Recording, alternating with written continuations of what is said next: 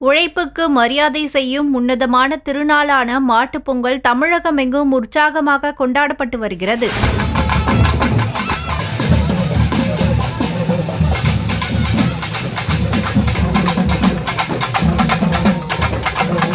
உழவனின் உற்ற நண்பனாகவும் வாழ்வாதாரமாகவும் விளங்கும் கால்நடைகளுக்கு நன்றி செலுத்தும் ஒரு மகத்தான நாளாக மாட்டுப் பொங்கல் உள்ளது. மாட்டுப் பொங்கல் அன்று அதிகாலையிலேயே விவசாயிகள் தொழுவங்களை சுத்தம் செய்து மாவிலை தோரணங்களால் அலங்கரிப்பர். உழவுக்கு உதவிய காளைகளும் பால் தந்த பசுக்களும் குளிப்பாட்டப்பட்டு அவற்றின் கொம்புகளுக்கு புதிய வர்ணம் பூசப்படும். கழுத்தில் மலர் மாலைகளும் சூட்டப்பட்டு மாடுகள் ராஜ நடையுடன் வலம் வரும் காட்சி பார்ப்போரை சிலிர்க்க வைக்கும். புத்தரிசி பொங்கலை பொங்கலோ பொங்கல் என்ற முழக்கத்தோடு மாடுகளுக்கு ஊட்டி விவசாயிகள் மகிழ்வார்கள்.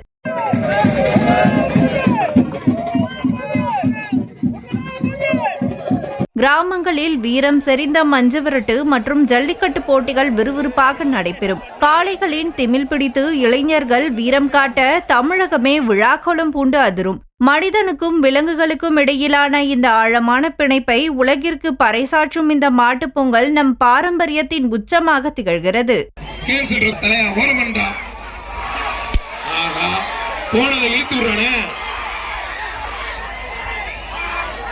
மாட்டை பிடிச்ச எக்ஸ்ட்ரா பெருசுண்டு, மாட்டுக்கு பெருசு மாட்டை பிடிச்ச எக்ஸ்ட்ரா பெருசுண்டு.